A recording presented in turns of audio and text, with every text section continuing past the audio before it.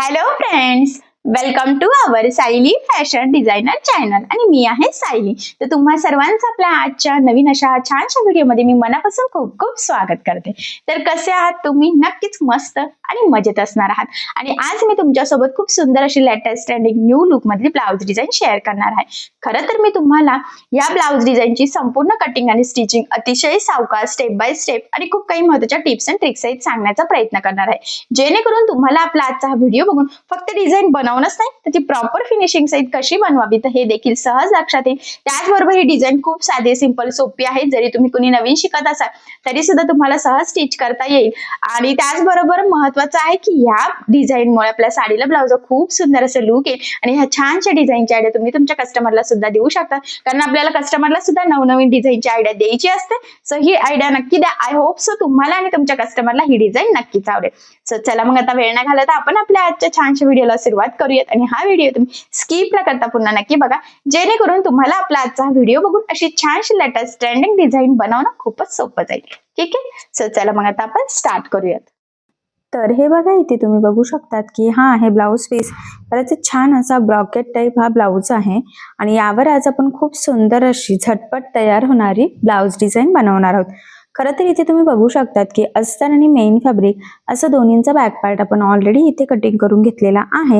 आणि सगळ्यात आधी आता मी तुम्हाला याचं मेजरमेंट कसं आहे ते सांगते, म्हणजे तुम्हाला तुमच्या मापानुसार ह्या डिझाईनसाठी कशा पद्धतीने कटिंग स्टिचिंग करावी हे सहजच लक्षात यावे यासाठी. सो बघा, मग इथे ब्लाऊजची उंची आहे टोटल खरं तर 13, 1 इंच मार्जिन. सो असं आपण 14 इंचाला इथे मार्किंग करून घेतलेली आहे. त्यानंतर याचा जो काही गळा रुंदी आणि शोल्डर अधिक अर्धा इंच मार्जिन असं टोटल 5.5 ला मार्किंग केली. आणि 2.5 इंच गळा रुंदीची इथे एक मार्किंग करून ठेवूयात, जेणेकरून गळ्याची मार्किंग करणं आपल्याला इझी जावं यासाठी. त्यानंतर याचा जो काही मुंडा आहे तर तो आपण घेतलेला आहे इथे 5.6 इंच. क्रॉसमध्ये 1.5 ला मार्किंग करून बॅक साईडच्या मुंड्याचा शेप सुद्धा दिलेला आहे.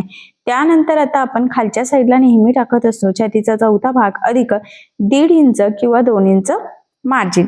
सो बघा, मग आपण इथे खरं तर छातीचा चौथा भाग म्हणजे किती टोटल मी तुम्हाला इथे मार्किंग करूनच दाखवते. 8.5 अधिक 1.5 असं टोटल 10 इंचाला मार्किंग करून हा बॅक पार्ट आपण इथे ऑलरेडी कटिंग करून घेतला. आता सगळ्यात आधी इथे आपण गळ्याची जी काही मार्किंग आहे तर ती अस्तरच्या बॅक पार्टवर करून घेणार आहोत. सो म्हणून मेन फॅब्रिकचा बॅक पार्ट सध्या मी साईडला ठेवते आणि तुमचा जेवढा गळा असेल त्यामध्ये अर्धा इंच एक्स्ट्राचं मार्जिन आपल्याला इथे ऍड करायचं आहे. सो बघा, मग बंद बाजूच्या साईडने बरोबर 9.5 गळा आहे, अर्धा इंच मार्जिन असं टोटल आपण 10 इंचाला इथे मार्किंग करून घेतली. त्यानंतर 2.5 इंच गळा रुंदीची सुद्धा एक मार्किंग आपण इथे करून घेऊयात. सो बघा, मग मी इथे मार्किंग केलेली आहे आणि आता आपण पट्टीच्या सहाय्याने हे पॉइंट इथे जॉईन करून घेऊयात. सो बघा, मग इथून मी मार्क करून घेते. ठीक आहे. सो बघा, मग अशा पद्धतीने हा बॉक्स इथे तयार करून घेतलेला आहे. खरं तर इथे तुम्ही सगळ्यात आधी हा बॉक्स तयार करायचा आणि जो काही मेन गळ्याचा आकार असेल तर तो ड्रॉ करायचा. पण आज आपण चौकोनी गळ्यावरच इथे डिझाईन बनवणार आहोत, त्यामुळे जी काही मार्किंग केलेली आहे एक्झॅक्टली त्यावरच आपल्याला इथे आता कटिंग करून घ्यायची आहे. ठीक आहे. सो बघा, मग मी बरोबर अगदी जी मार्किंग आहे त्यावरच इथे कटिंग करून घेत आहे. सो अशा पद्धतीने खरं तर आपली गळ्याची मार्किंग आणि कटिंग झालेली आहे. सो आता आपण इथे स्टिच करायला सुरुवात करूयात. तर सगळ्यात आधी आता इथे आपल्याला अस्तर आणि मेन फॅब्रिक एकमेकाला जोडून घ्यायचं. त्यासाठी मेन फॅब्रिक सरळ ठेवायचं, त्यावर आपण कटिंग केलेला अस्तरचा बॅक पार्ट ठेवायचा. सेंटरला एक पिन आणि दोन्ही साईडच्या शोल्डरला एक एक अशा टोटल 3 पिन आपण इथे लावून घेऊयात. आणि त्यानंतर आता साधारणतः 1/2 इंच असं एकसारखं मार्जिन ठेवून इथे गळ्याच्या साईडला आपल्याला इथे टीप मारून घ्यायची आहे. सो बघा, मग आता इथे टीप मारताना आपलं जे काही मार्जिन आहे तर ते कमी जास्त होणार नाही, आपली टीप तिरकी जाणार नाही. तर ह्या छोट्या मोठ्या गोष्टींची खरं तर आपल्याला इथे काळजी घ्यायची आहे, कारण आता आपण जशी टीप मारणार आहोत तसाच आपल्या गळ्याचा आकार येणार आहे. त्यामुळे आपल्याला ही टीप मारताना अगदी काळजीपूर्वक आणि सावकाशच टीप मारून घ्यायची आहे. सो बघा, मग आता इथे टीप मारून झाल्यानंतर लगेचच आपण कमरेच्या साईडला साधारणतः अर्धा इंच असं एकसारखं मार्जिन ठेवून टीप मारून घेऊयात. या स्टेपने काय होतं की गळा आणि कमरेचा पार्ट दोन्ही आपलं इथे सोबतच फिनिशिंग सहित रेडी होतं. टीप मारल्यानंतर जे काही गळ्याच्या मध्ये आणि कमरेच्या साईडला एक्स्ट्राचं मेन फॅब्रिक म्हणजेच ब्लाऊज पीसचा कपडा आहे तर तो कटिंग करून घ्यायचा आहे आपल्याला. सो बघा, गळ्याच्या मधलं तर कट केलेलं आहे, कमरेच्या साईडचं सुद्धा मी इथे कट करून घेते आणि त्यानंतर गळ्याला द्यायचे आहे छोटे छोटे कट्स. तर मी फक्त 2 कॉर्नरला इथे कट मारून घेतलेले आहे. त्यानंतर ह्या पद्धतीने हा बॅक पार्ट सरळ करून घ्यायचा आहे आणि सरळ केल्यानंतर गळ्याच्या साईडला कमरेच्या साईडला अगदी व्यवस्थित असा आपल्याला तो सेटही करून घ्यायचा आहे. ठीक आहे. आणि यानंतर सगळ्यात आधी आता आपल्याला गळ्याच्या साईडला द्यायची आहे ते दाबटीप. सो बघा, मग आता इथे दाबटीप देताना आपल्याला काळजी घ्यायची आहे की जो काही आपला आतला अस्तरचा कपडा आहे तर तो वरती दिसणार नाही, जेणेकरून आपली गळ्याची फिनिशिंग बिघडायला नको. सो फिनिशिंगसाठीच्या या छोट्या मोठ्या टिप्स तुम्ही आवर्जून फॉलो करायच्या आहे. आणि अशा पद्धतीने परफेक्ट असा आपला गळा इथे रेडी झालेला आहे. यानंतर लगेचच आपण कमरेच्या साईडला सुद्धा दाबटीप देऊन घेऊयात आणि इथे सुद्धा अस्तरचा आतला कपडा वरती दिसणार नाही याची आपल्याला खरं तर काळजी घ्यायची आहे. आणि इथे तुमच्या लक्षात येईल की गळा आणि कमरेचा पार्ट सोबतच फिनिशिंगचा इथे रेडी झालेला आहे.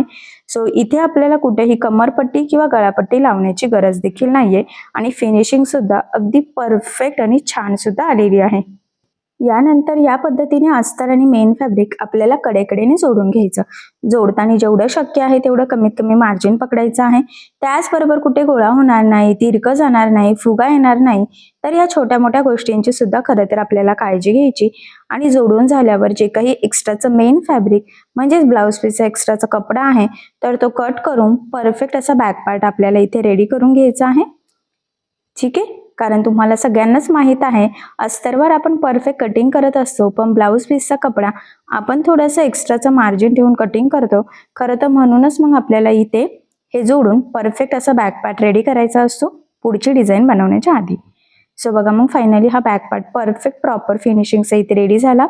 सो मग आता आपण हा साईडला ठेवूयात आणि सेंटर पॉईंटला एक मार्किंगही करून ठेवूयात, जेणेकरून आपल्याला पुढची डिझाईन कशा पद्धतीने जॉईन वगैरे करावी हे सहजच लक्षात यावं यासाठी. सो तंतोतंत ते जोडून मी एक मार्किंग केली.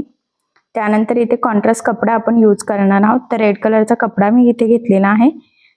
तो ह्या पद्धतीने फोल्ड करून आपल्याला खालच्या साईडला एक टीप मारून घ्यायची आहे. तो उलटा फोल्ड केलेला आहे, लक्षात राहू द्या. एक्स्ट्राचं कट करायचं. त्यानंतर हा पार्ट आपल्याला इथे या पद्धतीने सरळ करायचा. जॉईंटचा भाग बरोबर आतल्या साईडने घ्यायचा आहे आणि त्यानंतर पुन्हा फोल्ड करून एक सेंटरचा मार्क करायची. ठीक आहे. त्यानंतर इथे छोट्या छोट्या प्लेट्स या पद्धतीने सेट करायच्या आहेत आपल्याला आणि इथे डबल टिप देऊन लॉकही करायचं आहे. किंवा सुई धाग्याने सुद्धा तुम्ही हा पार्ट इथे पॅक करू शकतात, म्हणजे तुम्हाला जसं सोपं जाईल त्यानुसार तुम्ही इथे करू शकतात. आता बघा, इथे हे पॅक झाल्यानंतर हे आपल्याला कट करून इथे एक छोटीशी चपटी पट्टी तयार करून घ्यायची आहे. तर अगदी छोटी केलेली आहे, कारण आता आपल्याला इथे छोटीच लागणार आहे, खूप काही मोठी करायची गरज नाही आणि ब्रॉडही नाही केलेली मी.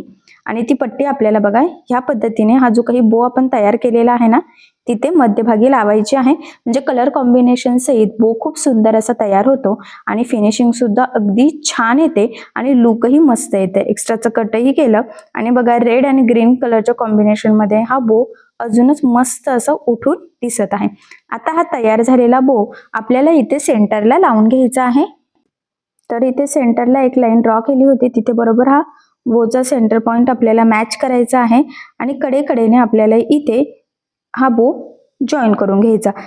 अजून महत्वाचं म्हणजे मी इथे एक लाईनही ड्रॉ करते, म्हणजे बरोबर त्या लाईनवर आपली टीप येईल आणि मग पुढची डिझाईन आपली तिरकी होण्याचे चान्सेस राहायला नको यासाठी.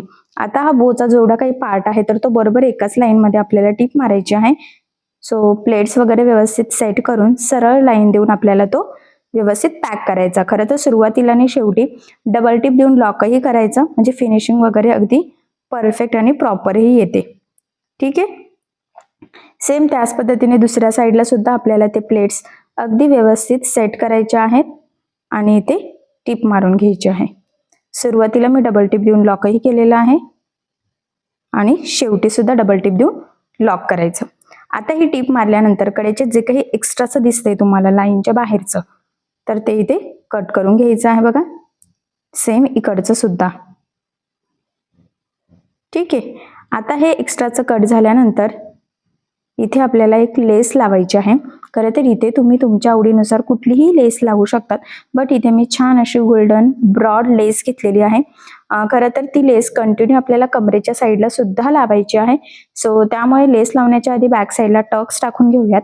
सो सेंटरपासून 4.5 आणि उभ्या 4 इंचाच्या टक्स पॉईंटची मार्किंग करून घ्यायची आहे. दोन्ही साईडला मी इथे मार्किंग करून घेतली.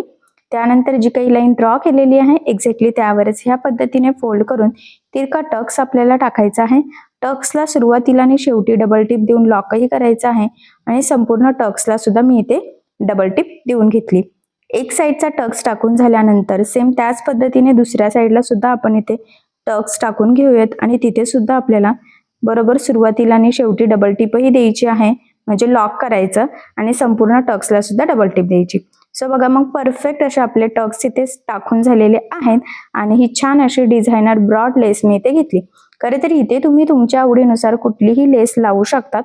तुमच्या किंवा तुमच्या कस्टमरच्या चॉईसवर डिपेंड आहे किंवा तुमचं ब्लाऊजचं कलर कॉम्बिनेशनवर सुद्धा डिपेंड आहे की तुम्हाला इथे कुठली लेस तुम्ही यूज करू शकतात. ते कॉर्नरला बरोबर फोल्ड करायचं आणि कंटिन्यू कमरेच्या साईडला आपल्याला ही लेस लावून घ्यायची आहे. म्हणूनच खरं तर आपण आधीच बॅक साईडला टक्स टाकून घेतले आणि ह्या लेसला आता आपल्याला दुसऱ्या साईडने सुद्धा टिप देऊन घ्यायची आहे.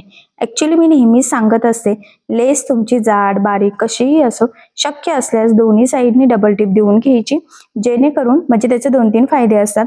सगळ्यात महत्त्वाचं म्हणजे लेस पॅक लागली जाते, ती वरती तरंगत सुद्धा नाही आणि त्याहीपेक्षा मोस्ट इम्पॉर्टंट म्हणजे फिनिशिंग खूप सुंदर येते.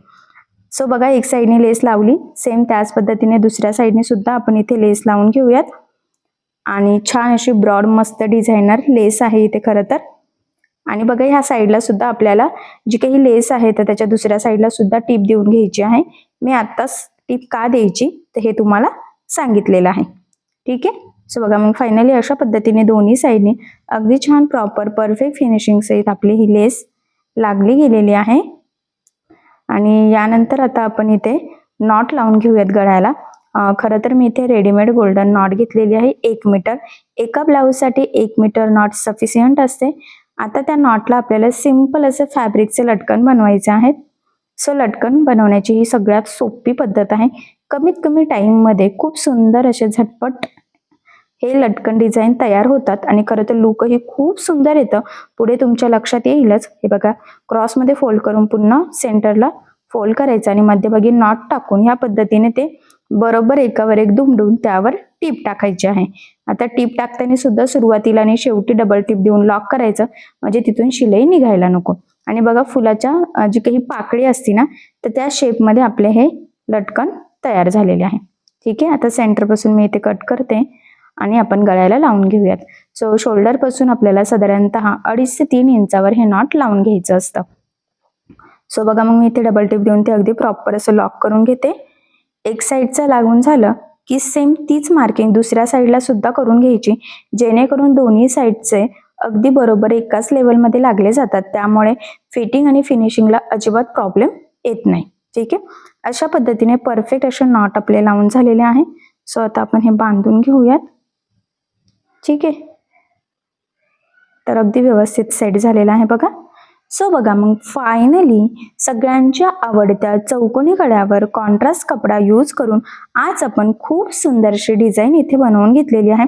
खरं तर भरपूर साऱ्या कस्टमरला चौकोनी गळा हा आवडत असतो आणि चौकोनी गळ्यावर कुठल्या डिझाईनची आयडिया द्यावी हे कधी कधी आपल्यालाही सुचत नाही.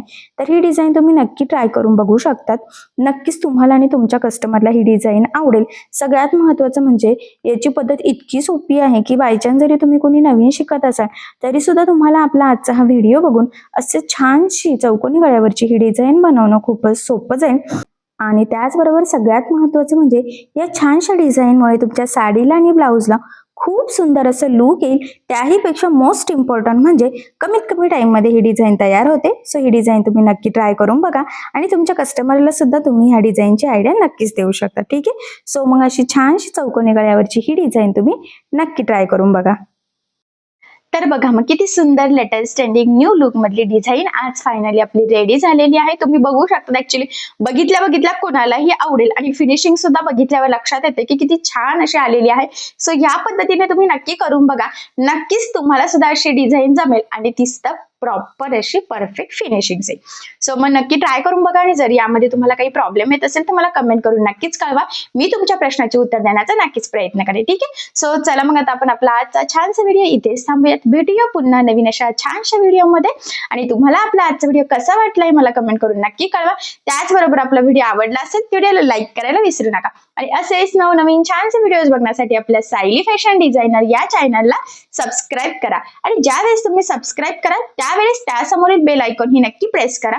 त्यामुळे काय होईल, जेव्हा मी नवीन व्हिडिओज टाकेन त्याचे नोटिफिकेशन तुम्हाला तुमच्या मोबाईलवर येईल. ठीक आहे. सो चला मग भेटूया पुन्हा नवीन अशा छानशा व्हिडिओमध्ये. तोपर्यंत टेक केअर, काळजी घ्या. आणि आपला आजचा व्हिडिओ शेवटपर्यंत पूर्ण बघितल्याबद्दल thank you so much. Bye bye.